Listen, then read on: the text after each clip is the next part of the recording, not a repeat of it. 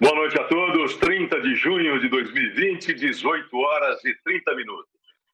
A PMP, com satisfação, abre essa webinar, a defesa dos idosos durante a pandemia, com palestrantes ilustres e que muito nos ensinarão. Dr. Dimas Ramalho, procurador de Justiça aposentado do Estado de São Paulo, corregedor atual do Tribunal de Contas do Estado, já foi deputado federal, deputado estadual, nosso associado. Procurador-Geral do Ministério Público de Contas do Estado de São Paulo, Dr. Tiago Pinheiro Lima. Ele é o Procurador-Geral do Ministério Público, previsto na Constituição e com uma atuação ímpar e importante na defesa dos direitos difusos e coletivos do Ministério Público de Contas. A doutora Cláudia Maria Beré, promotora de Justiça do Ministério Público de São Paulo, especialista em interesses difusos e coletivos pela Escola Superior do Ministério Público, foi conselheira nacional e estadual dos direitos da pessoa humana e é promotora dos direitos humanos. O doutor José Roberto de Paula Barreira, ele é assessor da Procuradoria-Geral de Justiça do Estado de São Paulo, junto ao Centro de Apoio Operacional do Idoso, ingressou no Ministério Público há 27 anos. Bem-vindos, colegas do Ministério Público, todos que nos assistem. Nós vamos passar as informações na tela depois sobre a emissão de certificados e como todos vieram aqui para vê-los e ouvi-los, eu já tenho a obrigação de passar de imediato a palavra ao doutor Dimas Ramalho, não sem antes agradecê-lo de novo pela presença. Doutor Dimas.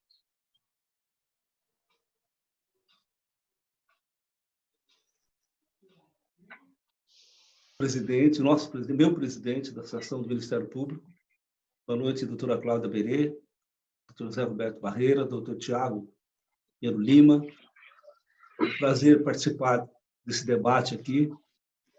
É sempre importante a Associação do Ministério Público trazer esses debates que estão deixando todos nós muito preocupados com os rumos da Covid no Brasil e em São Paulo. E, rapidamente, dizer o seguinte: no dia 7 de fevereiro desse ano, eu enviei um ofício à Secretaria da Saúde perguntando como é que a Secretaria da Saúde, esse ano, 2020, ia tratar a questão Zika, chikungunya, dengue e também aquilo que estava acontecendo na China, tá certo? O do coronavírus, Covid. Como é que a Secretaria da Saúde do Estado de São Paulo estava se preparando para encarar esse assunto? Bom, naquela época, foi em fevereiro, dia 7/2, não tinha nenhum caso no Brasil. A resposta que veio na época foi que, não, estamos acompanhando, é uma questão que está acontecendo lá fora, estamos nos organizando. Bom, deu no que deu, tá certo? A partir daí, eu comecei a prestar mais atenção em alguns setores que enfrentavam dificuldades por causa da Covid. Primeiro, as regiões mais afastadas do centro de São Paulo, da capital, periferias da cidade, que iam ter problema, como acabaram tendo problemas realmente. Segundo, os idosos, que é o tema que nós estamos discutindo essa noite aqui. Por que os idosos? Porque eu comecei a ver, assim como o Tiago, nós conversamos muito lá no tribunal, que em outros países a Covid estava realmente causando um mal terrível nos abrigos de idosos, nas repúblicas de idosos, no centro de acolhimento, e que as populações vulneráveis, geralmente não só pela idade, mas pelas comorbidades, estavam causando uma mortalidade absurdamente alta. Como a história mostrou, nos Estados Unidos, da maior parte das pessoas dos asilos, grande parte foi dizimada pela Covid. Para evitar esse problema no Brasil, em especial em São Paulo, que é a nossa atribuição, eu comecei a manter contato com a secretaria, perguntando o que a secretaria estava fazendo, a Secretaria de Assistência Social, Desenvolvimento Social, em relação ao cuidado com essa população vulnerável e silenciosa. Digo silenciosa porque realmente, quando você fala, não tem mais visita, você acaba colocando uma série de obstáculos para que você possa ingressar numa casa de acolhimento, uma casa que abrigue idosos, um asilo. Enfim, primeiro você corta qualquer relação com o mundo externo. E outra coisa importante que eu notei também, a própria fragilidade da pessoa idosa para se comunicar, para reivindicar, para gritar. Fizemos uma rápida abordagem em alguns asilos do interior, vimos a total fragilidade de atendimento. Aí, despertamos a atenção, escrevemos um artigo, eu e o Thiago, na Folha de São Paulo, dizendo que a população silenciosa esperava um apoio do Estado. Bom, isso despertou uma certa atenção. Fizemos uma reunião com a secretária de Estado, que, a partir daí, acabou elaborando uma resolução que orientou toda a atuação do governo em relação aos idosos, com os regionais da secretaria, com a compra de EPIs, com a questão de testagem, vacinação, enfim. Mas isso se deve basicamente também ao trabalho que o Ministério Público já vinha fazendo, vinha levantando essa questão. Isso os meios de comunicação informando também, que uma população enorme de asilos, de idosos que estavam abrigados, estavam contaminados. E, ao mesmo tempo, careciam também de uma presença do Estado, e o Ministério Público exigia providências. Fizemos outro dia uma reunião como essa, com vários colegas do Ministério Público, e, a partir de lá, nós estamos acompanhando, na medida do possível, como é que está se dando esse apoio, esse cuidado do Estado em relação aos idosos. Que, volto a dizer, de todas as populações vulneráveis, é aquela mais silenciosa e que, portanto, pouco escondida. Alguns asilos, abrigos, até por falta de competência para gerenciar, e alguns, inclusive, que não existem oficialmente e que nós começamos a apontar através de um levantamento, e o Estado tem procurado se mobilizar para isso. Por outro lado, nós começamos a divulgar essas questões, exigindo que as prefeituras, os conselhos, cuidassem um pouquinho dessa população, que informasse o tribunal, informasse o Ministério Público, trouxesse publicidade para que tipo de atendimento essa população estava tendo. E é uma batalha diária que nós estamos acompanhando.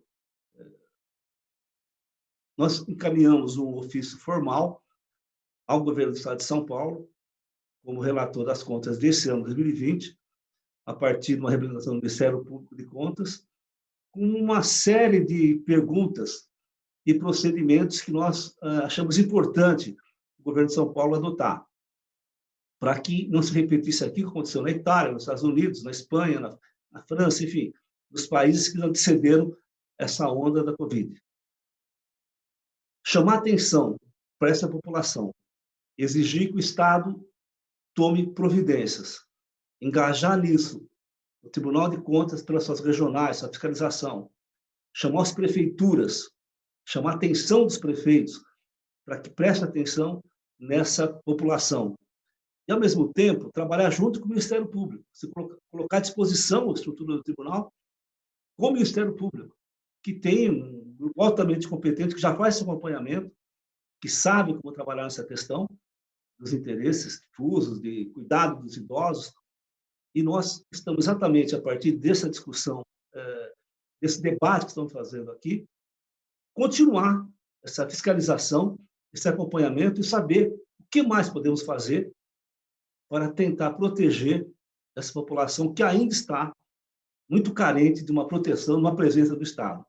Apesar de chamarmos atenção, escrevemos artigo, o Ministério Público chamando muita atenção, tomando providências, nós conversando com as secretarias, mandando ofícios para o governo, aos prefeitos, ainda essa população está muito vulnerável, muito desatendida.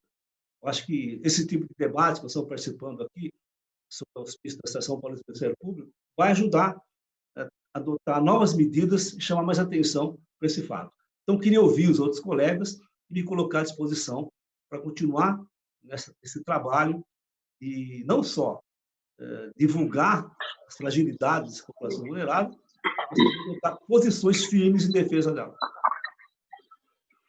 É isso. Gostaria de cumprimentar o doutor Dimas Ramalho, não só por suas palavras, mas por sua atuação como conselheiro e corregedor do Tribunal de Contas do Estado de São Paulo. É o poder público agindo de forma proativa, divisando situações futuras que iriam ocorrer e ocorreram, na busca não só da proteção de todos, mas na busca da proteção também daqueles que menos falam e mais vulneráveis são a essas situações que vivemos hoje. Parabéns, doutor Dimas Ramalho. Passo agora a palavra ao doutor Tiago Pinheiro Lima, procurador-geral do Ministério Público de Contas do Estado de São Paulo.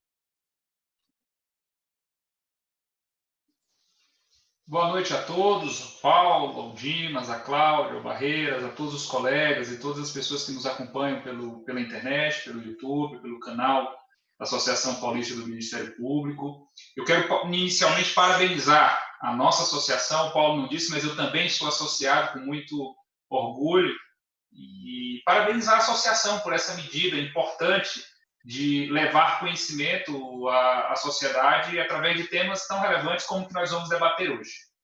Portanto, parabéns, Paulo e Renato, todos os que estão envolvidos aí na realização deste evento. O Paulo não falou, mas eu sou aqui o menos experiente, certamente vou aprender com os colegas que têm uma longa jornada de atuação, principalmente o Barreiras, a Cláudia, e o próprio conselheiro Dimas também, que veio da política e conhece muito bem todos os caminhos que trazem um tema tão relevante como esse de proteção dos idosos. Eu, agora no final de semana, mais uma vez, lendo o New York Times, ele trouxe uma informação extremamente preocupante que embasou todas as nossas atuações lá no começo, como o conselheiro Dimas falou, olhando para o que estava acontecendo no mundo afora. E esse final de semana, com dados mais atualizados, eles noticiaram que 43% das mortes de Covid nos Estados Unidos ocorreram em casas de asilo, repouso ou centros de assistência desse tipo. Então, isso representa em torno de 54 mil residentes e funcionários desses estabelecimentos que morreram desde o início da pandemia. Há ainda 282 mil diagnósticos confirmados em 12 mil estabelecimentos. Então, esse é um cenário que está acontecendo no país mais desenvolvido do mundo. Aqui no Brasil, nós navegamos sem bússola. Essa é a sensação que eu tenho. Nós não temos um órgão centralizado liderando as ações, coletando as informações. Quem tem feito isso, como se diz popularmente, na raça, é o MP do Estado de São Paulo, através do CAU, liderado pelo Barreiras, que tem levantado informações do que está acontecendo, da quantidade de mortes, da quantidade de idosos nessas casas, nesses asilos, nessas casas de acolhimento. Portanto, apesar de todos os nossos apelos e todas essas ações que o conselheiro Dimas mencionou, que já foram adotadas, eu ainda não vejo uma ação coordenada entre a União, os estados e os municípios. Nós estamos realmente numa guerra e fica a impressão de que é cada um por si. O MP de Contas, no dia 30 de março, enviou, através do relator das contas do governo de 2020, que é o conselheiro Dimas Ramalho, recomendação para que o Estado de São Paulo ampliasse a testagem da Covid-19, para além dos pacientes graves. Porque, de certo modo, os estados e os municípios brasileiros se preocuparam em equipar. Todo mundo viu o que aconteceu na Itália, em alguns outros países, com a dificuldade de leitos e com aquela difícil situação de ter que escolher quem vai viver e quem vai morrer. Então, eles passaram a comprar respiradores, a tentar equipar centros médicos, com UTIs. O problema é que, até o momento, nós temos um nível de testagem que é simplesmente ridículo. É um número, comparado com os demais países, nós estamos testando 10 vezes menos do que os Estados Unidos. E nós temos metade do número de casos que eles têm. O que significa dizer que há um alto nível de subnotificação no Brasil, de um modo geral. Portanto, desde o início, veja, essa nossa recomendação ao governo do Estado é do dia 30 de março. Desde aquele momento, nós já estávamos preocupados com essa questão tão importante que é a da testagem. Ela é fundamental para o controle de uma pandemia. E o método ideal é o RT-PCR, que é para identificar quando o vírus está ativo no organismo da pessoa e separar, isolar aquele paciente que encontra-se com a possibilidade de transmitir a doença. Essa política de testagem em massa nós ainda não temos aqui no Brasil, salvo algumas exceções. Tem alguns municípios que estão conseguindo desenvolver, como o município de São Caetano do Sul, que já tem um nível de testagem significativo, está fazendo por outros métodos, pela sorologia, que é o IgA, o IgM, IgG, que tentam identificar a existência do anticorpo. Mas aí não é nessa fase em que você vai fazer a separação das pessoas, né, que estão com o vírus ativo. Então, o Brasil precisa, nós já estamos aí com 3, 4 meses do início dessa pandemia e até agora você não tem uma política nacional de testagem para separar essas pessoas e evitar a transmissão do vírus. Em 20 de abril, nós enviamos uma outra recomendação específica para tratar da questão do idoso e nessa, também tratando da necessidade que fossem disponibilizados testes para fazer de forma em massa nessas casas, esses acolhimentos de idosos, por profissionais habilitados, ou criar um fluxo de atendimento para separar os idosos que fossem identificados com o vírus ativo, de modo a evitar essa proliferação, que terminou acontecendo em algumas situações como Piracicaba. E a resposta do governo até agora é de que tem enfrentado dificuldades e tem avançado em algumas questões. Amanhã eu vou apresentar um outro pedido de novos esclarecimentos, sugestões, indicações de medidas que o governo deve adotar, pode adotar, para tentar minimizar o impacto de tudo isso que nós estamos vivendo. Ainda nesse tema, eu recomendo a todos aqueles que nos assistem que consultem uma linha de pesquisa da FAPESP, denominada Estudo Saúde, Bem-Estar e Envelhecimento, sabe? Ela traz dados interessantes e, ao mesmo tempo, preocupantes. Eu recomendo que todos busquem no site, porque ali você consegue ter... Eles fazem um estudo já de alguns anos para mapear a situação do idoso aqui na cidade de São Paulo. Então, os dados que constam ali trazem algumas informações que são relevantes para esse tema, para esse debate, de tudo isso que nós estamos conversando nessa noite. 1,8 milhões de habitantes na cidade de São Paulo possuem mais de 60 anos. 16% destes, ao em torno de 290 mil idosos, vivem sozinhos. E destes, 22 mil têm mais de 90 anos. Então, são dados interessantes. Qual é a política pública que está sendo adotada para acolher essas pessoas, para dar suporte a essas pessoas? Mais de 8 mil idosos na capital vivem completamente isolados. Eles não têm para quem pedir auxílio em caso de necessidade. Portanto, é o que o Dr. Dimas acabou de mencionar, uma população silenciosa. Ela precisa de apoio, principalmente do poder público, e não só do poder público, mas da sociedade. E isso está acontecendo de um certo modo. Existe um sentimento de solidariedade entre as pessoas, mas isso precisa ser intensificado, precisa ser incentivado.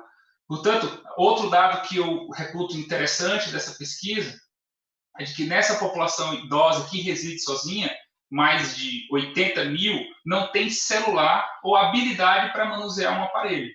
Então, essa é uma questão realmente preocupante. Então, os asilos têm sido o foco da nossa atuação, eles são realmente importantes, devem ser. O Estado ainda não está agindo da forma como nós desejamos, como é necessário, mas também existem muitos idosos que estão isolados, sem suporte, morando nas suas próprias casas. e eles precisam, sim, de apoio. É preciso, portanto, criar uma grande campanha de conscientização nas pessoas da importância de se exercer a solidariedade nesse momento. Já existe, como eu disse, esse movimento, mas ele precisa ser intensificado. Hoje, eu acho que fruto muito de tudo isso que vem sendo debatido, discutido, e todas as atuações dos diversos atores, diversos organismos, tribunais de contas, ministérios públicos, associações, organizações de sociedade civil, o governo federal sancionou uma lei, todos devem ter visto essa notícia, a 14.018, criando um auxílio financeiro de 160 milhões de reais para ser rateado, por critério que ainda vai ser definido, com as casas e essas instituições que abrigam idosos. E eles vão ser utilizados para ações de prevenção, controle de infecção, compra de insumos, compra de medicamentos, adequação de espaços nos casos de identificação de casos suspeitos e leves. Portanto, é mais uma medida para tentar atenuar. É evidente que esse valor não vai resolver 160 milhões de reais para distribuir com todas as casas de abrigo de idosos do país inteiro. Não é uma medida que vai resolver o problema, mas vem para atenuar, na esteira do que o próprio Estado de São Paulo também já fez, uma medida parecida com essa, de apoio financeiro. Agora, o que chama a atenção num fato como esse é que nós já estamos aí no terceiro ou quarto mês da pandemia e uma lei prevendo um auxílio financeiro só veio ser aprovada, sancionada hoje, publicada hoje, e esse dinheiro ainda vai demorar para chegar efetivamente aonde ele deve chegar. Por quê? Porque ainda precisa ser regulamentado o critério, vai se estabelecer como vai ser o rateio desse dinheiro, quais as unidades que irão receber. Portanto, a burocracia estatal termina atravancando muito a efetividade das políticas públicas. E é incrível que isso não tenha vindo através de uma medida provisória. No Brasil, utiliza-se indiscriminadamente medida provisória para tudo, para alterar o status de uma secretaria, para dar foro privilegiado, para alterar a forma de nomeação de reitores, criando aí a possibilidade de reitores biônicos. Portanto, é inacreditável que num tema tão importante como esse, onde as casas foi tão noticiado pela imprensa, as ações do Ministério Público de Contas, do Ministério Público Estadual, do Ministério Público Federal, dos tribunais de contas, todo mundo tentando, de certo modo, sem muitos recursos para a implementação de políticas públicas e também até mesmo evitando entrar com ações para impor ou para que o judiciário pudesse impor isso, porque em grande medida o judiciário também não tem condição de fazer esse tipo de macropolítica, porque muitas vezes existe a realidade, as dificuldades orçamentárias. Portanto, isso deveria ser uma ação coordenada dos governos e deveria vir como uma medida tempestiva e não tão atrasada como nós estamos identificando. Mas essa é a realidade do nosso país, nós precisamos conviver com isso e precisamos lutar contra essa situação tão inoperante em uma política pública tão importante como essa de proteção dos nossos idosos. E, para finalizar, eu recordo a vocês que a ONU declarou o ano de 1999 como o Ano Internacional das Pessoas Idosas e trouxe como tema rumo a uma sociedade de todas as idades. E eu me recordo muito, porque me marcou essa frase do presidente Nelson Mandela, quando saudou a ONU pela escolha do tema naquele ano, em que ele diz o seguinte, abre aspas, uma sociedade que não valoriza seus idosos nega suas origens e coloca seu futuro em risco. Temos que nos esforçar para aumentar a capacidade dos mais velhos se manterem e, quando eles não puderem mais fazer isso, façamos nós isso por eles. Muito obrigado. Eu que agradeço ao doutor Tiago Pinheiro Lima. E me desculpe, Tiago, de fato, né? Essa situação de apresentador não é das mais confortáveis. Eu errei com você, errei com 7 colegas procuradores do MP de Contas, todos nossos associados, errei com a Cláudia e com o Barreira também, nossos associados. Né?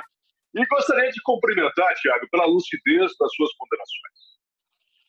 A grande dificuldade, talvez, que nós vejamos hoje, me desculpem, é uma dificuldade macro, é uma burocracia estatal que age de forma desencontrada. a falta de interligação entre entes políticos, a politização de um tema que é técnico, e isso leva a uma atuação cada vez mais premente e necessária do Ministério Público, seja do Ministério Público de Contas, seja do Ministério Público da União, seja do Ministério Público dos Estados, da Defesa da Sociedade, e, portanto, se não for possível a solução por instrumentos administrativos, isso também leva à judicialização da questão e, por muitas vezes, à radicalização de alguns agentes políticos que veem no membro do Ministério Público como inimigo à sua atuação. Não! O Ministério Público está aqui para proteger a sociedade sem ideologia e consciência. E para se ter uma ideia, e não vim aqui para falar, mas o tema é um tema muito importante. Essas contas eu fiz há cerca de 15 ou 20 dias, um ofício foi elaborado por dezenas de colegas encaminhados ao senhor Procurador-Geral de Justiça. Essa partinha das contas eu fiz. São Paulo tem 0,57% da população do planeta, mas tem 1,99% dos casos de infecção pelo novo coronavírus e 2,24% dos óbitos. O Brasil tem mais 236,58% por 100 mil habitantes de casos, que é a média mundial. 216,93% a mais de óbitos que a média mundial. E São Paulo, 246,84% mais de infecções e 290,16% mais de óbitos por 100 mil habitantes que a média mundial. Então vejam essa preocupação que todos nós temos e a preocupação trazida por vocês, justa, necessária, de provocar os poderes públicos para a solução desses problemas, inclusive, em especial, para a defesa dos hipossuficientes e, na hipótese hoje em discussão, dos idosos. Parabéns, Tiago. É um orgulho ter o Procurador-Geral de Contas do Estado de São Paulo associado à PMP. Passo a palavra agora a Cláudia Maria Beré. Cláudia é professora de todos nós de Ministério Público e professora da temática de Direitos Humanos. Por favor, Cláudia. Oi. Boa noite, Paulo. Eu gostaria de agradecer o convite que a Associação Paulista do Ministério Público me fez para estar aqui nessa mesa tão qualificada, e já aproveito e já cumprimento meus companheiros de mesa, doutor Dimas, doutor Tiago, doutor Barreira. Boa noite a todos. Primeiro, eu gostaria de parabenizar a associação pela oportunidade de escolher esse tema. Além de ser um tema muito candente nesse período de pandemia, o dia 15 de junho é o Dia Mundial de Conscientização sobre a violência contra a pessoa idosa. E durante o mês de junho nós sempre temos muitos eventos ligados a essa temática. Então foi especialmente feliz que o nosso evento esteja acontecendo nesse mês de junho. Falando sobre violência contra a pessoa idosa, eu consultei os dados do Disque 100 do ano passado. Então, em 2019, o Brasil teve pouco mais de 48 mil denúncias de violações de direitos de pessoa idosa. E dessas 48 mil, quase 12 mil são denúncias que aconteceram aqui no estado de São Paulo.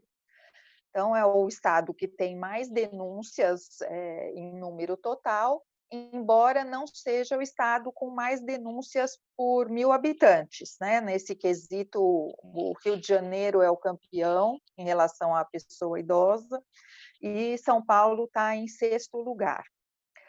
Quando a gente vai ver os tipos de violência que são mais denunciados, a gente tem, em primeiro lugar, a negligência. Ganha longe dos demais, com 41% das denúncias. Em seguida vem a violência psicológica, o abuso financeiro, e a violência institucional, ela está lá, uma lanterninha com apenas 2% das denúncias. O que é a violência institucional que eu gostaria de mencionar nesse momento? É a violência que a pessoa sofre pelas instituições. Então, violência que sofre pelo Estado, pelos hospitais, pelas empresas. Esse momento de pandemia se revelou um momento de intensa violência institucional contra a pessoa idosa. Nós vimos aqui no estado de São Paulo alguns municípios, por exemplo, violando direitos que a Constituição dá à pessoa idosa, como é o direito ao transporte público gratuito. Então, alguns municípios cassaram o direito ao passe livre do idoso e o Ministério Público teve que agir para assegurar que os idosos pudessem usufruir esse direito. E a gente, só de ver que os municípios pensaram em fazer isso, a gente já vê como é a discriminação contra a pessoa idosa. Então, já existe aquela suposição de que a pessoa idosa não é mais uma pessoa útil à sociedade, que ela não tem funções relevantes e que, se ela sair na rua num momento de pandemia, presumidamente ela não devia estar lá. Então, ninguém supõe que o idoso pode ser um trabalhador essencial, pode ser um trabalhador que, apesar de estar no grupo de risco, quer contribuir e quer trabalhar. Pode ser uma pessoa que está ajudando a família de alguma forma, está cuidando de outras pessoas da família. Pode ser uma pessoa que não tem aquele apoio que o Tiago mencionou. E ele tem que sair, sim, para ir fazer suas compras, ele tem que pegar uma condução para ir a um posto de saúde, alguma coisa que é relevante. Então, essa discriminação que vem do Estado e também de outros setores da sociedade tem sido muito forte nesse período de pandemia.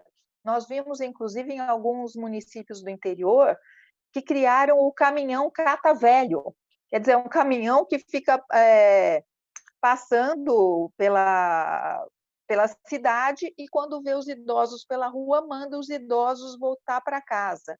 Então, a gente conhece o caminhão Cata Bagulho, né? E agora criaram o caminhão Cata Velho, quer dizer, é altamente discriminatório. Também vimos, agora recentemente, no estado de Santa Catarina, o município de Joinville decretar o isolamento vertical. O isolamento vertical é um grande erro. Além de ser uma discriminação terrível contra as pessoas idosas, que são cerceadas no seu sagrado direito de ir e vir, ele é discriminatório porque ele discrimina o idoso e não outras pessoas que estão em grupo de risco, porque o idoso saudável, às vezes, ele tem mais chance de resistir ao coronavírus do que pessoas que não são idosas, que têm outros graves problemas de saúde. Só que elas não estão abrangidas por esse tipo de medida. Então, além da discriminação em relação a situações semelhantes de grupo de risco, você tem que... Não é uma medida eficaz. Você só vai derrotar a pandemia quando todos estiverem livres da pandemia. Em relação à questão dos idosos que vivem sozinhos, né, os idosos que não estão em instituições de longa permanência, a Promotoria do Idoso abriu um procedimento de acompanhamento, né? Até gostaria de falar isso para o Tiago. Então, a gente já está com isso aberto aí há quase um mês. O procedimento é presidido pela doutora Mônica Loder, e nós estamos vendo como está sendo o acompanhamento das pessoas idosas, em especial aquelas mais vulneráveis que estão em programas sociais ou que vivem sozinhas e não têm outros apoios, por parte dos serviços de saúde e assistência social no município. Também gostaria de esclarecer que essa lei que determinou aí a ajuda às instituições de longa permanência, ela não foi editada por medida provisória, porque ela sequer teve iniciativa do Poder Executivo. Houve um grande movimento aí de pessoas que trabalham com envelhecimento, pessoas ligadas a instituições de longa permanência, que procuraram a Comissão do Idoso na Câmara dos Deputados e fizeram audiências públicas, e os próprios deputados que apresentaram essa proposta de lei que agora foi sancionada pelo presidente. Então, nós temos visto, sim, diversas iniciativas para apoiar as instituições de longa permanência para idosos. Existem iniciativas da Secretaria Nacional de Promoção e Defesa dos Direitos da Pessoa Idosa, inclusive com recursos do Fundo Nacional do Idoso. Existem iniciativas da Secretaria de Estado de Desenvolvimento Social e também com recursos do Fundo Estadual do Idoso. Existem também iniciativas das secretarias municipais, seja a Secretaria Municipal de Assistência Social, apoiando os serviços que ela gere, que são conveniados ao município, seja da Secretaria Municipal de Direitos Humanos, que fez um convênio para apoiar as instituições de longa permanência filantrópicas no município de São Paulo. Então, e a ajuda está começando a chegar. Inclusive, a semana passada começou a chegar essa ajuda nacional, que consiste em doação de cestas básicas, kits de higiene e limpeza e equipamentos de proteção individual. Mas o que nós estamos verificando? Que o poder público, de modo geral, ele tem procurado apoiar instituições públicas e filantrópicas conveniadas. Então, essas instituições estão nas listagens nos diversos níveis da federação, e, inclusive, essas listagens são fornecidas a particulares que também querem ajudar as instituições de longa permanência. Então, nós temos várias frentes de auxílio para instituições públicas e filantrópicas que precisam, sim, de auxílio, mas nós não temos visto frentes de auxílio para instituições privadas. Claro, nós conhecemos algumas instituições privadas que fazem propaganda na mídia, ficam em prédios bonitos, em regiões nobres da cidade, mas essas instituições são minoria. A grande maioria das instituições privadas são instituições pequenas, que abrigam um pequeno número de idosos, que tem um público de baixo poder aquisitivo, que paga mensalidades baixas e que estão se vendo às voltas com inúmeras dificuldades e abandonadas pelo poder público, têm recebido pouquíssimo apoio.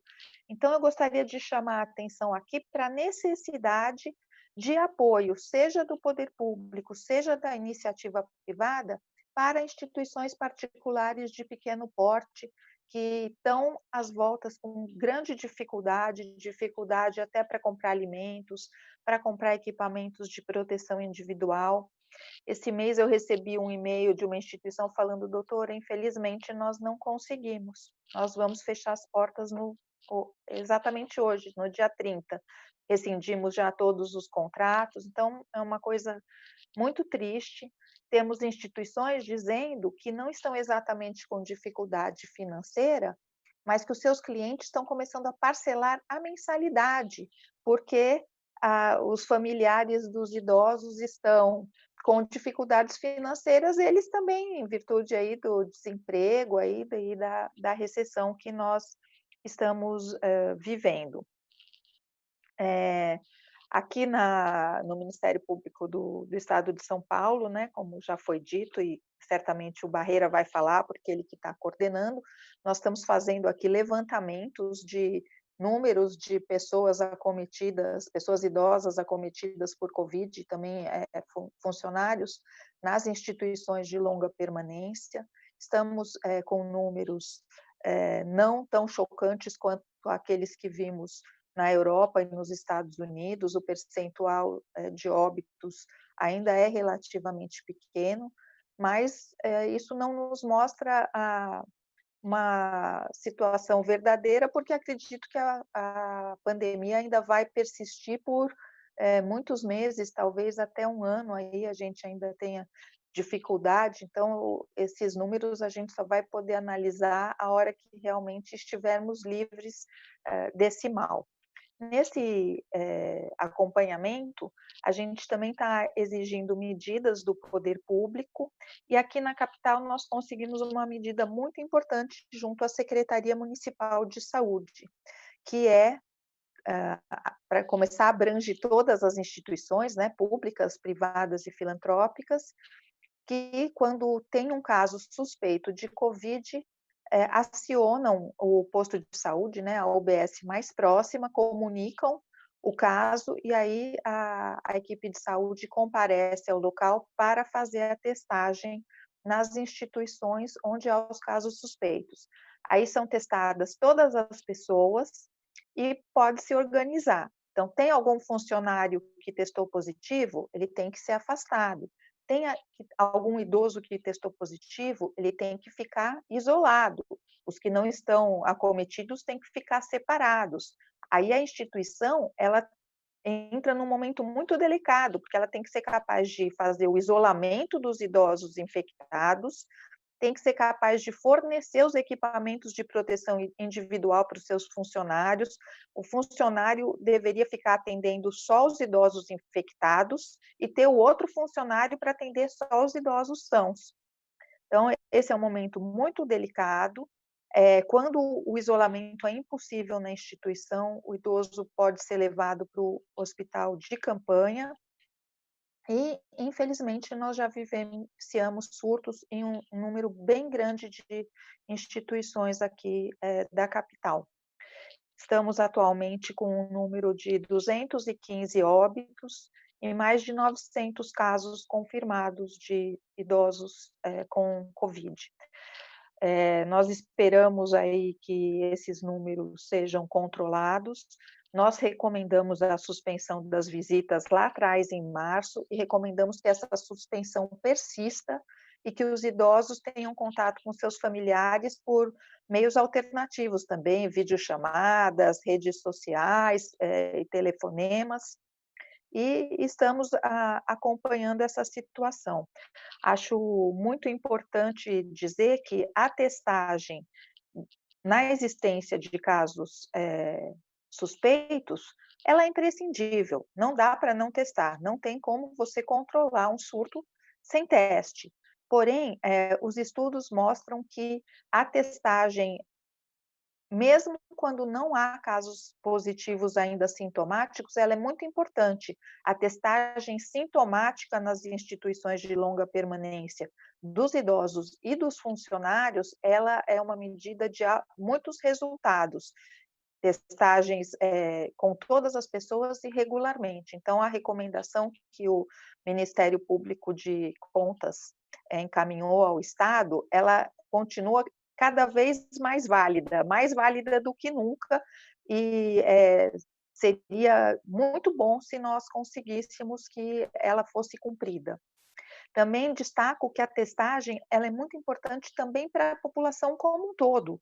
A partir do momento em que se faz a abertura ou a reabertura das atividades e cada vez mais atividades funcionando, a testagem ela tem que acompanhar essa reabertura para que a gente seja capaz, né, como o Tiago falou, de fazer a testagem por PCR para isolar as pessoas que testaram positivo e elas pararem de transmitir, e também para fazer o rastreamento, ou seja, aquela pessoa que testou positivo, como nós vamos conseguir saber com quem ela teve contato para testar também as pessoas que tiveram contato com ela, que amanhã também poderão testar positivo e hoje podem estar transmitindo o vírus sem saber.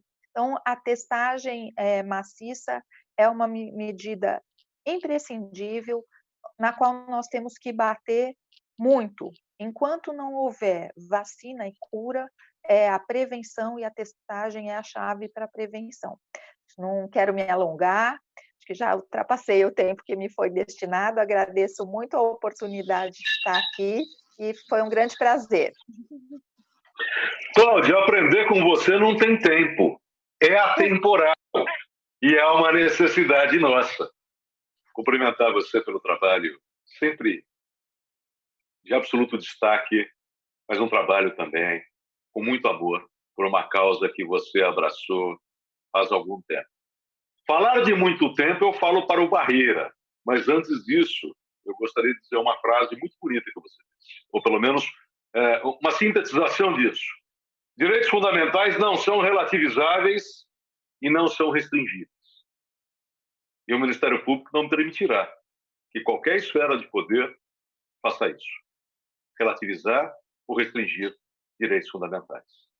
E eu tenho certeza que o Ministério Público, representado por você, já tomou todas as providências, e pelos demais colegas, para que essas coisas não ocorram. Meu caro amigo José Roberto de Paula Barreira, eu vou cometer uma inconfidência. Eu me lembro que nós estávamos juntos no primeiro encontro dos promotores de meio ambiente do Ministério Público de São Paulo, realizado em 1996 em Peruíbe, quando o coordenador do Centro de Apoio era o hoje ministro Herman Benjamin. Você continua o mesmo. Eu mudei um pouco. É uma grande satisfação tê-lo aqui, meu amigo, falando em nome da Procuradoria-Geral de Justiça, falando em nome do nosso Ministério Público, das ações coordenadas do nosso CAU, tão importantes para a defesa da nossa sociedade. A palavra é sua, Barreira. Obrigado, Paulo. Foi um prazer imenso estar sendo convidado para um evento desse. Eu acredito que não tem a estatura para tanto. Então, eu gostaria de cumprimentá-lo, a qualidade de presidente da nossa querida Associação Paulista do Ministério Público. Também gostaria de cumprimentar o Dr. Dimas Ramalho, muito digno corregedor do Tribunal de Contas do Estado de São Paulo, a querida colega doutora Cláudia Berê, promotor de Justiça da Promotoria de Justiça do Idoso do Estado de São Paulo. Gostaria também de cumprimentar o doutor Tiago Pinheiro Lima, muito digno procurador do Ministério Público de Contas do Estado de São Paulo. Eu acho que é importante nós iniciarmos fazendo menção a um trabalho que vem sendo construído há algum tempo, bem do início da pandemia, e isso foi uma iniciativa do nosso Procurador-Geral de Justiça, Dr. Mário Sarrubo, que teve a sensibilidade de buscar arquitetar a implantação de uma comissão formada por vários comitês de diversos temas, dentre eles o idoso, e com diversos promotores do Estado de São Paulo.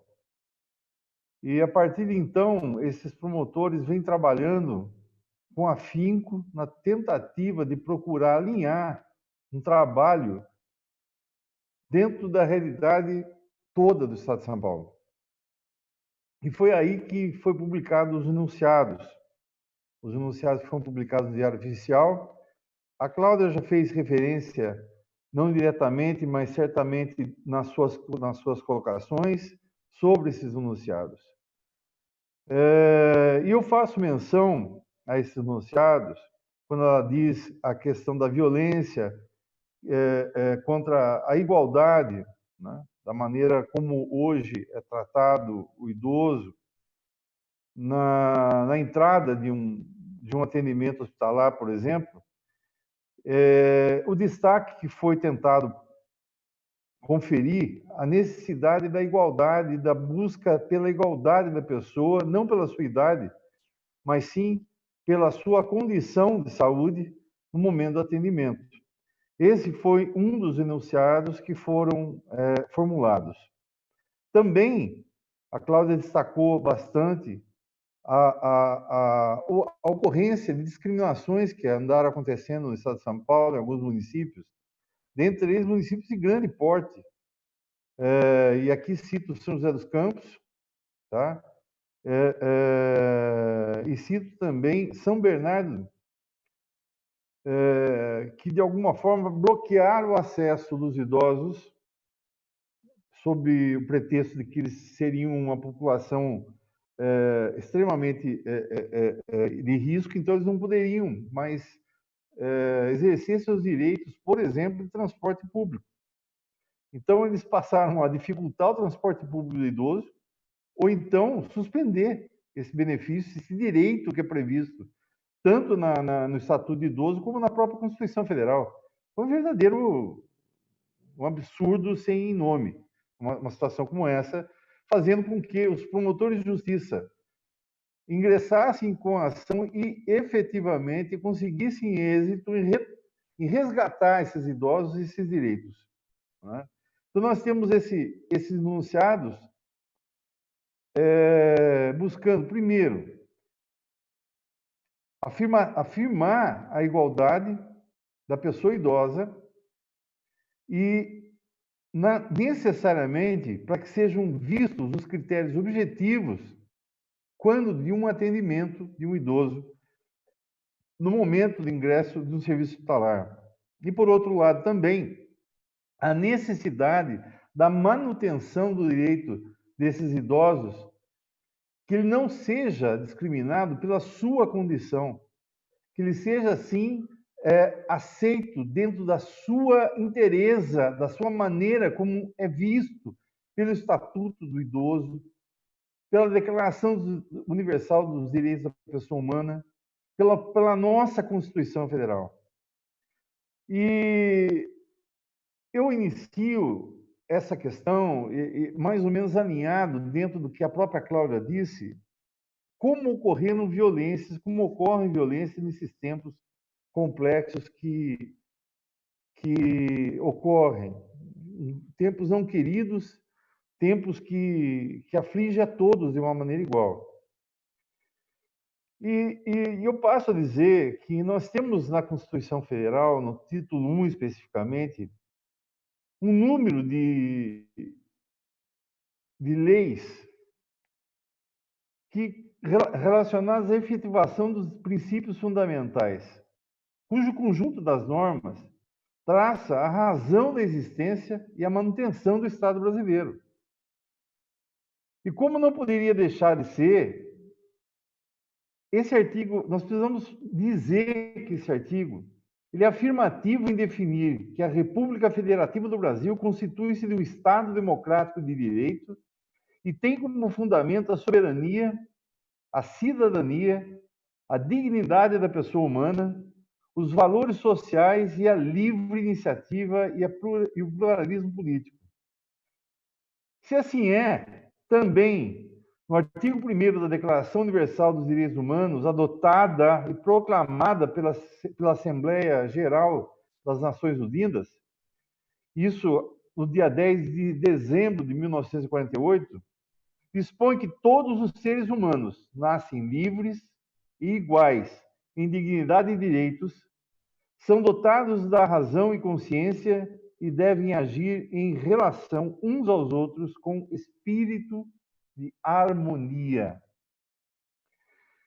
Espírito de harmonia. Quer dizer, a Declaração dos Direitos Humanos, ela ganha amplitude colocando quando a nossa legislação coloca à luz a pessoa idosa a partir do artigo 2º da Lei 10.741, que é o Estatuto do Idoso, dispondo que o idoso goza de todos os direitos fundamentais inerentes à pessoa humana, sem prejuízo de proteção integral de que trata esta lei, assegurando-se-lhe por lei ou por outros meios todas as oportunidades e facilidades para a preservação de sua saúde física e mental e seu aperfeiçoamento moral, intelectual, espiritual e social em condições de liberdade e dignidade. E a extensão dos direitos da pessoa idosa também ganha amplitude no texto constitucional, especificamente no artigo 230, quando prevê que a família, a sociedade, o Estado têm o dever de amparar a pessoa idosa, assegurando sua participação na comunidade, defendendo sua dignidade e bem-estar e garantindo-lhes o direito à vida. Portanto, todas essas normas que eu acabei de citar, ela coloca o direito humano sob foco e aí ela desenha todos os direitos humanos. Então, é inclusivo, né? Então, você não exclui ninguém, você inclui todos, necessariamente todos. E aqui, você tem como destaque a pessoa idosa em decorrência do quê? Em decorrência da violência que nacional e internacionalmente é praticada contra os diversos direitos das pessoas idosas, como o direito, como a violência ao direito à vida, o direito à liberdade, o direito à segurança, o direito à propriedade, o direito à saúde, à educação, ao lazer, ao trabalho. São direitos que são inerentes a todos, mas que são incompreensivelmente vilipendiados na pessoa do idoso, porque numa realidade financeira, numa realidade em que o capital é alguma coisa como um Deus fora, como um Deus dentro dessa terra, o idoso, assim considerado como improdutivo, isso vem a partir da Revolução Industrial na Inglaterra, ele acaba sendo colocado à látere da sociedade brasileira, deixando que seus direitos sejam efetivados por conta da sua condição de idoso. É verdadeiramente absurdo. E nós nos esquecemos que as pessoas com 65 anos hoje representam 10% da população brasileira. E até 2060, os idosos devem atingir 25,5% do total, segundo dados do Instituto Brasileiro de Geografia e Estatística de 2018. Dados do Ministério da Saúde apontam que 29 milhões e 300 mil brasileiros são idosos. O Estatuto Longitudinal da Saúde dos Idosos Brasileiros, do ano passado, quer dizer, do ano passado aqui, esse levantamento foi feito em 2018, quer dizer, hoje o número mudou, em 2 anos, certamente mudou, aumentou significativamente. Mas apontou que a dependência desse grupo dos serviços públicos segue que 75,3% depende exclusivamente do Sistema Único SUS. Já a Pesquisa Nacional de Saúde mostrou que 24,6% tem diabetes, 56,7% tem hipertensão, 66,8% tem excesso de peso. Isso aqui assusta todos nós pelos dados. Eu, pessoalmente, já estou com 60 anos, sou diabético e tenho sobrepeso. Quer dizer, o tamanho do grupo de risco que se instala dentro da minha casa. Eu. Mas o mais interessante desse número assustador é que nós precisamos admitir que a imobilidade do idoso não pode continuar por força da imobilidade social, de uma imobilidade política, de uma imobilidade sanitária, de uma imobilidade econômica, de uma imobilidade assistencial. É direito e dever do Estado garantir, por força dos princípios fundamentais previstos na Carta Política e na legislação internacional, e no próprio Estatuto de Idoso, o dever de amparo da pessoa idosa, assegurando sua participação na comunidade, defendendo sua dignidade e bem-estar, garantindo-lhes o direito à vida. E é interessante que, conforme o tempo passa, nós nos deparamos com condutas extremamente agressivas que não são privilégios somente do Brasil. No portal do envelhecimento, eu me deparei com uma matéria extremamente revoltante relacionada a ordens judiciais impeditivas de idosos deixarem as EDPIs. É uma coisa absurda. E a matéria é assinada pela jornalista Gabriela Schwelling, na qual consta, em resumo, um aumento cada vez maior de idosos vulneráveis contidos ou sedados na Inglaterra. George McNamara, diretor de políticas e influência da Independent Age, disse à imprensa internacional que os números são profundamente preocupantes. Esse mesmo George McNamara chama atenção para a crise da assistência social do seu país. Privar alguém de sua liberdade pode ser uma experiência muito assustadora, diz ele, que devemos evitar sempre que possível, proporcionando a melhor qualidade de atendimento, a melhor treinamento e apoio para cuidadores dessas instituições. Infelizmente, isso está se tornando cada vez mais difícil devido ao contínuo fracasso do governo em lidar com crise na assistência social. Vejam bem os senhores que isso é uma matéria de um problema relacionado a privações de idosos em LPIs por contenção física ou contenção com utilização de farmacologia, tá? Acontecido na Inglaterra, não é no Brasil, né? Isso é importante que nós tenhamos em mente quanto à necessidade das ILPIs, ou instituições de longa permanência, nesse país como o nosso, principalmente num momento que nós estamos vivenciando, em que, infelizmente, um chefe de um governo federal coloca, como diz bem a Cláudia, ou pelo menos coloca como patamares importantes o supra-sumo da necessidade de isolamento vertical. Como se todo os idosos aqui fossem um problema, como, na verdade, nós deixamos esquecer que, enquanto sociedade, fazemos parte do mesmo problema e deve ser tido como o mesmo problema.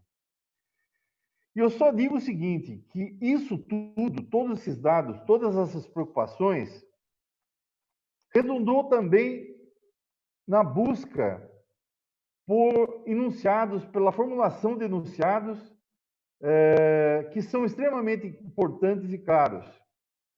Dentre eles, um plano de contingência das instituições de longa permanência para idosos. Todas as LPIs deverão elaborar esses planos para o enfrentamento da Covid-19. Também nessa linha, formamos enunciados quanto à necessidade dos planos de contingência específicos para a população idosa. Todos os municípios e o Estado devem elaborar plano de contingência específico na instituição de longa permanência para idosos, que incluam medidas relacionadas à testagem em massa e periódicas dos idosos residentes e funcionários. E isso tudo é tão importante, a Cláudia também colocou, eu estou referindo que a Cláudia faz parte dessa mesma comissão, inclusive contamos com a presença do Dr. Tiago, do Dr. Dimas, em uma das reuniões que nós realizamos. E esses enunciados, dentre esses enunciados, nós chegamos à necessidade da realização de uma pesquisa durante esse período, para nós chegarmos a um montante, a um número específico de infecções ocorridas nas instituições do Estado de São Paulo.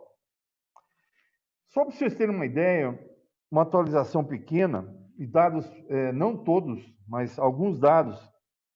Hoje, nós temos de idosos infectados, 1.822 idosos. Com sintomas, nós temos 893 idosos.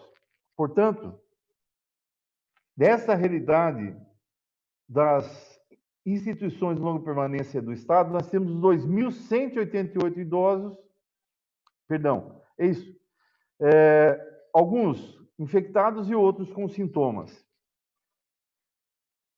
Aqui, esses dados foram tirados de 39.480 idosos instalados em 1.669 entidades. Nós temos óbitos confirmados, 456 óbitos confirmados. Não confirmados, 127, portanto, 583 mortes. Dos funcionários, dirigentes, visitantes com regularidades, nós temos 1.010 pessoas que contraíram o vírus. Então, é importante que nós tenhamos em mente a necessidade de prestar atenção e de dar atenção e conferir instrumentação a a essas instituições que tem consigo, que acolhe idosos por conta das dificuldades havidas nas suas famílias. E volto a repetir o que a Cláudia já tinha reforçado.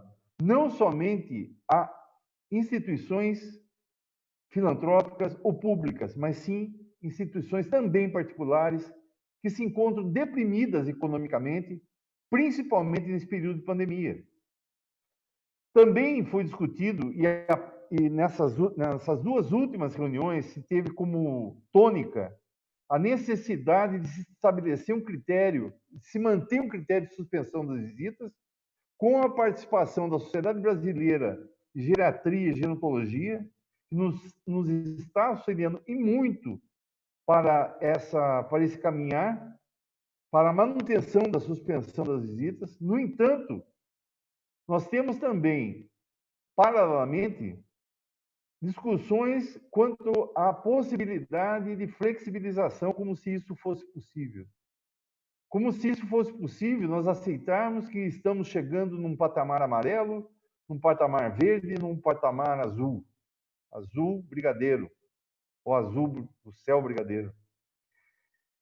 Então, nós temos que tomar muito cuidado com tudo isso. Muito cuidado, porque é necessário, é absolutamente indispensável que se empreste dentro do arcabouço do Complexo de Saúde desse Brasil e também dentro da assistência social, a necessidade da realização de testagem para que nós possamos o quê?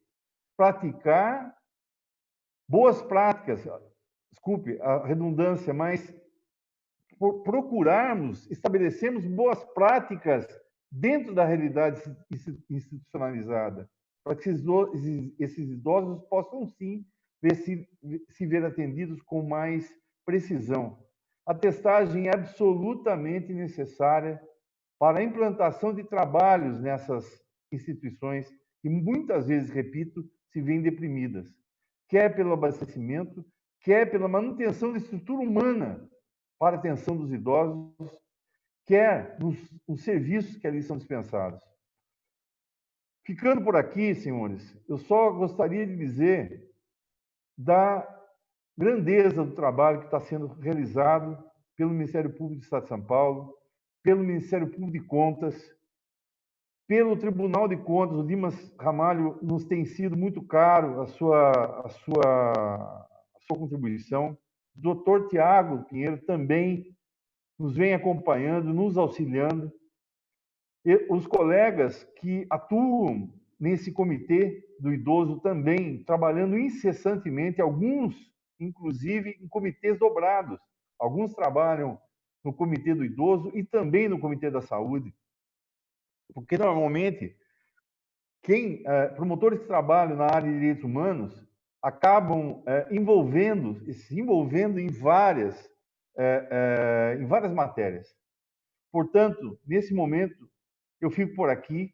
Agradeço imensamente, doutor Paulo, sua atenção para esse tema em especial, principalmente nesse momento delicado que esse país atualmente atravessa. Muito obrigado. Eu que agradeço, Barreira. Não poderia perder a oportunidade de agradecer também de público ao nosso Procurador-Geral de Justiça, doutor Mário Luiz Sarru, pelas posturas institucionais que tomou à frente da Procuradoria-Geral no combate ao coronavírus.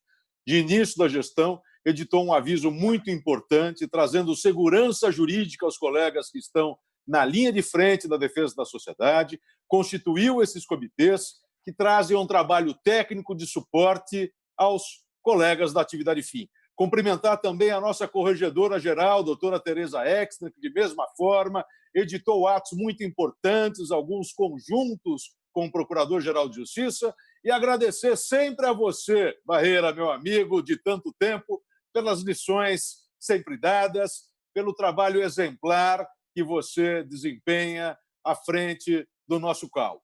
É um orgulho para a Associação Paulista do Ministério Público ter os 4 associados hoje aqui presentes, os 5 associados hoje aqui presentes, que deram exemplos tão grandes. 4, na verdade. Eu estou me contando, isso não vale. Tá? Eu estou tomando bronca aqui da organização, eu não sei fazer a apresentação, que para os links com os certificados, basta acessar o campo do vídeo que está no YouTube. E ali há um descritivo para que sejam preenchidos os documentos necessários para a emissão de certificados.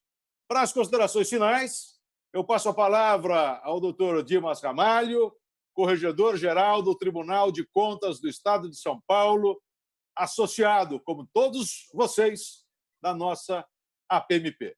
Doutor Dimas, o senhor tem a palavra.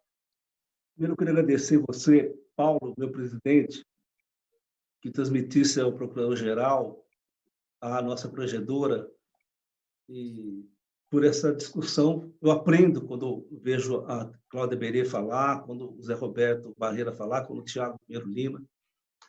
Eu queria levantar duas questões para encerrar. Nós vivemos uma cultura do idadismo no mundo. A pessoa é cortada pela idade. Vivemos também uma cultura do descarte. Ah, ele viveu muito já. Vamos dar prioridade para outra pessoa que tem um futuro para viver. Nós não devemos esquecer que 20% dos lares brasileiros têm no idoso a sua fonte de renda para comida, para o remédio, para cuidar da família. E esse idoso é a única fonte de renda, nesse momento, dos vários anos, que cuida da família. 30% de mortes de Covid são de pessoas com menos de 60 anos. Portanto, olha que coisa. E tem crescido muito, muito, mais de 50%, a denúncia contra a violência contra os idosos, como muito bem lembrou a Cláudia Berê. Esse mês vamos comemorar. Aliás, eu vou prestar atenção no dia 15, viu, Cláudia, para poder chamar a atenção dessa questão muito importante. E 30% dos idosos brasileiros são analfabetos, o que dificulta mais ainda que eles tenham acesso aos meios. Enfim, esse é o cenário da nossa pandemia e que o Ministério Público de São Paulo faz com grandeza esse enfrentamento, juntamente também com o Ministério Público de Contas. Numa situação de pandemia excepcional, as diferenças sociais se agravam. E mais do que isso, se mostram, fica visível, patenteado, como o Brasil é um país desigual, como quem mora na periferia, quem não tem emprego, ele fica escolhendo entre sair, enfrentar a doença para comer, ou ficar em casa, proteger a doença e passar fome.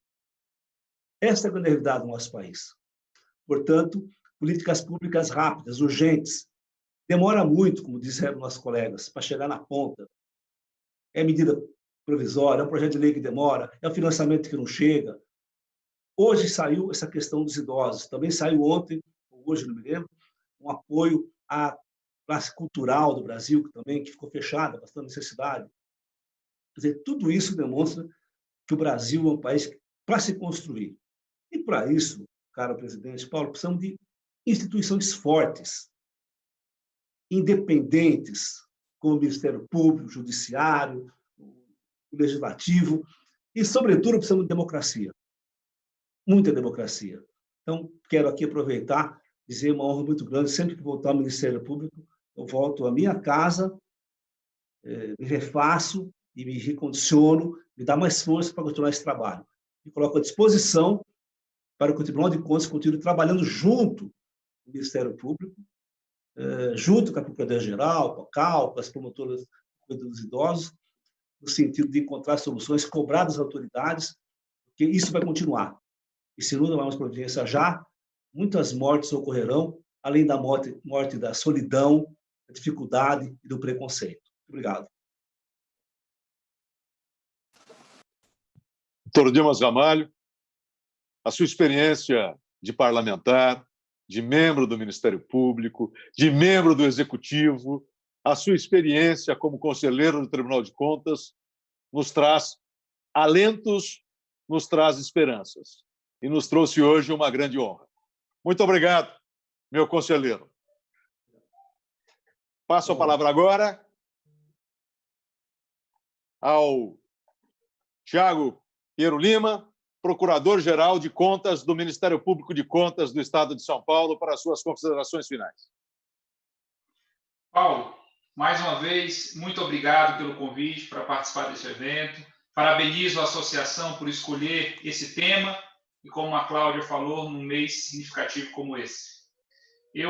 Pelas palavras que eu trouxe hoje, deu para perceber uma certa decepção com a falta de organização dos poderes públicos no encaminhamento de um tema tão relevante, tão caro para todos nós. Todos nós temos pais, temos avós, temos parentes, e eu fico impressionado com a falta de empatia de muitas pessoas que são representantes do povo, que deveriam estar na linha de frente para adotar medidas efetivas. Mas ao participar deste evento e ouvir o Dimas, que hoje já participou de uma sessão de mais de 7 horas, trazendo palavras de esperança, ouvir os relatos da Cláudia Berê, do que está acontecendo aqui na cidade de São Paulo, do trabalho que ela tem desenvolvido, e ouvir agora, por fim, o Barreira, trazendo as informações e o desdobramento de todo o trabalho de vários colegas do MP do Estado de São Paulo que têm atuado, isso me reanima, me dá ânimo para continuar na luta, na proteção dessas pessoas que tanto precisam do nosso apoio. Eu agradeço ao Dimas, agradeço a Cláudia, agradeço ao Barreira por terem contribuído e trazido tantas informações interessantes, importantes, que nos animam a superar todas essas barreiras nesse momento tão difícil que o país enfrenta. Muito obrigado a todos, muito obrigado, Paulo, uma boa noite. Muito obrigado você, Tiago, muito obrigado pela sua prudência, pela sua experiência, pela sua combatividade e pela sua coragem. E você trouxe elementos muito importantes para todos nós, técnicos e reflexivos. Há 2 formas de enfrentarmos um problema: não enxergá-lo, enxergá-lo e sim buscarmos a solução. Eu tenho certeza, todos nós do Ministério Público Brasileiro cumpriremos a nossa parte. Foi um alento ouvi-lo, caro amigo. Um grande abraço. Passo a palavra agora a Cláudia Maria Berê, promotora de Direitos Humanos da capital, para as suas considerações finais. Bom, presidente, eu gostaria de agradecer novamente a oportunidade de ter participado desse evento e de ouvir as palavras e os ensinamentos no Dr. Dimas, Dr. Tiago, Dr. Barreira. E eu gostaria de lembrar que o envelhecimento não é um problema dos velhos. O envelhecimento é uma questão que atinge todos nós. A pessoa começa a envelhecer no dia que ela nasce. Então, nós temos que pensar durante toda a nossa vida, planejar o nosso envelhecimento, e nós temos que pensar que o jeito que nós cuidamos dos nossos velhos vai ser o jeito, talvez, que vão cuidar de nós quando nós formos os velhos. Então, o Tiago usou a palavra que eu tinha pensado, que é a empatia, né? A gente tem que saber se colocar na posição do outro, entender as dificuldades do outro. Isso ajuda muito o mundo a ficar melhor. Obrigada pela oportunidade e boa noite. É isso que nós buscamos, é isso que vocês constroem. Um mundo melhor. Cláudia, eu envelheço há 50 anos e 6 meses, mas com uma certeza, que tem alguém aí olhando pela minha mãe que envelhece 83 anos. Parabéns pela atuação de vocês, promotores de justiça de defesa dos direitos da pessoa idosa, e muito obrigado pela sua participação aqui, que tanto nos honra e tanto nos ensinou. José Roberto de Paula Barreira, suas considerações finais, meu caríssimo amigo. Pois é, eu agradeço muito, mais uma vez, o convite. Espero ter contribuído para esse debate. Aqui, na realidade, eu só absorvi o conhecimento e eu acho que contribuí muito pouco dentro da estatura das pessoas que participaram desse evento. No entanto, eu só gostaria de encerrar lembrando de alguma coisa muito antiga, nos idos, quando eu tinha ainda 14 anos de idade, eu me lembro, porque uma vez eu cheguei a fazer uma conta quando eu tinha 14 anos de idade, para que eu soubesse quantos anos eu teria quando chegasse o ano 2000, a passagem do milênio. Isso me incomodava bastante. Eu comecei a fazer conta e falei, bom, vou chegar lá com 40 anos de idade. Bom, eu não somente passei o século, virei o milênio, como hoje estou com 60 anos de idade e atingi a condição de idoso. Sabe, quando a gente atinge essa condição, nós começamos a pensar que isso faz parte da minha vida, isso faz parte da vida quando nós chegamos a esse patamar. Quando nós temos mais passado do que futuro. É uma realidade. Mas, não menos importante, nós pensarmos que eu tenho os mesmos direitos que eu tive até aqui e vou continuar a ter os mesmos direitos nos próximos anos. Isso é necessário para que um Estado tenha memória, para que o Estado tenha vida. Eu me lembro das coisas que minha mãe me ensinou através de tradição verbal, que meu avô me ensinou, meus avós me ensinaram, que eu ensino para os meus filhos, que um dia ensinarei para os meus netos. Então, se nós hoje nos ocuparmos da realidade do idoso, nós teremos sim um país melhor. Não um país desmemoriado, um país infeliz, um país em que, na realidade, nós nos esquecemos de Macora Coralina, por exemplo. Um país que nós nos esquecemos daqueles que já se foram, grandes poetas, grandes poetisas, grandes artistas. Então, é importante que nós tenhamos a ideia de que várias pessoas que estão, muitos inclusive, presos no fundo de um pequeno imóvel, cujo adensamento de moradores é muito grande, ali se encontram e precisam, necessária e obrigatoriamente, de uma postura proativa, firme, na defesa dos direitos dessas pessoas que se encontram alijadas, muitas vezes, de toda a estrutura social, de todo o arcabouço social. Muito se há de fazer por esse país. Mas nós precisamos começar, e já começamos. Eu acho que a pandemia, se muito ela abalou a estrutura do país, ela nos acordou para uma realidade que aí se encontra. Os sulcos, a trinca, a fenda abissal entre as classes sociais se escancarou. A desigualdade social está mais aparente do que nunca. A necessidade de você revisar o abastecimento de água potável, a necessidade de saneamento básico, a necessidade de se buscar restabelecer o critério de idosos que possam caminhar por ruas decentes e calçadas, que não precisem cair e se machucar, a necessidade de que as crianças precisam restabelecer seus ensinos com dignidade, é algo absolutamente indispensável nesse momento da história, em que a democracia clama, mais do que nunca, para ser vivida, para ser experimentada, aonde os direitos fundamentais precisam ser realinhados, aonde a assistência social precisa criar seu estofo dentro dessa sociedade que, infelizmente, só não está economicamente melhor porque assistencialmente é desassistida. Então, esse elemento que se discutiu hoje aqui, essa palavra maravilhosa que é idoso, que quando eu penso em idoso, eu penso em Deus, porque eu não vejo Deus uma pessoa nova, mas uma pessoa velha, uma pessoa anciã, uma pessoa que sabe acudir, sabe colocar no colo, sabe nos trazer melhores dias. Então, eu acho que essa discussão ela foi muito feliz, muito importante e necessária. Parabéns pela minha associação, hoje presidida pelo Dr. Paulo Penteado. Muito obrigado. Fiquem com Deus todos.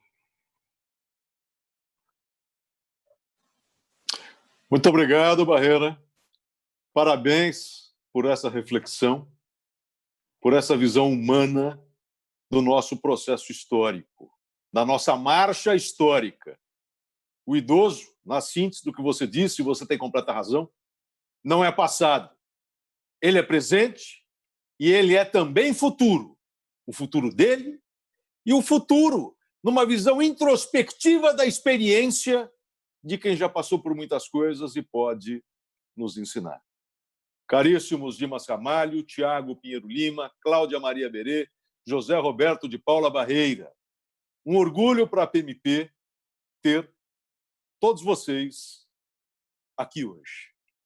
Não vamos perder, nós, Ministério Público, o nosso foco de efetivação do Estado de Direito, da luta pela democracia e por instituições independentes. Agradeço a todos vocês, agradeço a todos que estão nos assistindo e gostaria de falar um segundo só com os colegas de Ministério Público que estão aqui conosco nesse ambiente virtual. A PMP não vai se desviar do seu objetivo de defendê-los em quaisquer lutas. Lutas contra poderes econômicos, poderes políticos, locais, regionais ou nacionais. Porque vocês guardam o Estado democrático de direito e nós estaremos sempre ao lado de vocês. Parabéns ao Ministério Público de São Paulo, parabéns ao Ministério Público de Contas, parabéns ao Tribunal de Contas por essa atuação na defesa da cidadania nesse momento tão crítico para todos nós. Mas um momento crítico forja pessoas e aprimora instituições. Uma boa noite a todos. Até terça-feira que vem, às 18h30, numa nova webinar com o professor Miguel Reale Júnior e o Roberto Livianu, com o desejo de um mundo melhor para todos nós. Grande abraço, boa noite.